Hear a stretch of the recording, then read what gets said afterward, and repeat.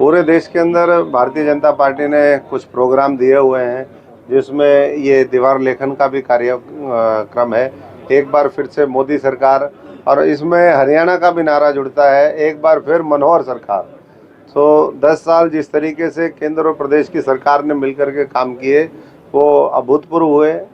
और आने वाले समय में ये देश फिर दोबारा और मजबूती से इस नेतृत्व को चुन करके भेजे 400 पार सीटें, क्योंकि अब तो खुद विपक्ष ने मान लिया है, उनके पास तो हरियाणा में तो उम्मीदवार ही नहीं है।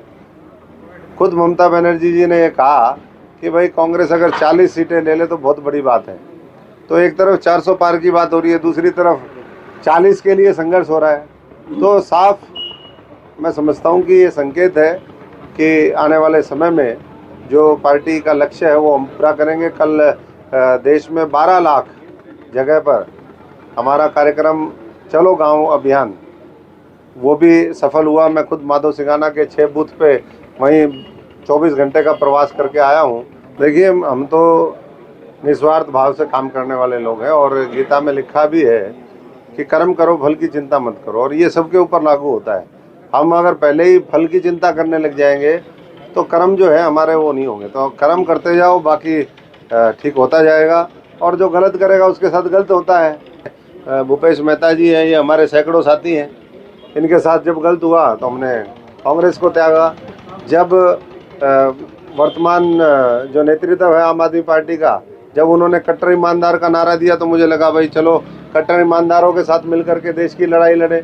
पर पता चला कट्टर ईमानदार तो कट्टर बेईमान निकले, यहाँ से बेईमान, यहाँ से बेईमान, यहाँ से बेईमान।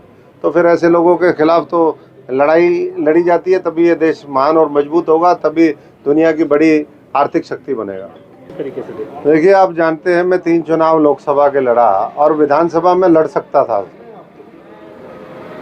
क्योंकि मैं तो अध्यक्ष भी रहा।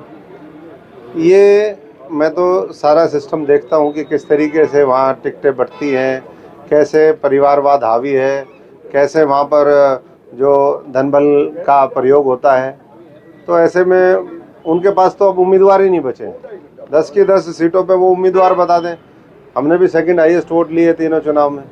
तो मुझे नहीं लगता कि कांग्रेस, और वहाँ तो सब लोग अपना पीछा छुड़वा रहे हैं कि भाई किस तरीके से चुनाव ना लड़ा जाए। पिछली बार कुछ लोगों ने धक्के से कहा था कि हम लड़ेंगे, बाप बेटा लड़ेंगे, दोनों लड़ेंगे। पार्टी ने उनको टिकट दे दी, वही उनका क्या असर हुआ आप देख लो। समझता हूँ कि लगातार विपक्ष बिखरता जा रहा है, सबने धीरे धीरे अपना पल्ला झाड़ लिया, और चुनाव आते आते बस कांग्रेस का कंकाल एक जगह खड़ा रहेगा, बाकी सब छोड़ करके उनको वो हो जाएंगे। तो 3 भारत माता के सपूतों को हम प्रणाम भी करते हैं, और मोदी जी का, भारत सरकार का बहुत बहुत आभार प्रकट करते हैं कि इसी तरीके से जो लोग हमेशा अनदेखी के शिकार हुए, उनको आने वाले समय में उचित सम्मान भी मिले, उचित स्थान भी मिले।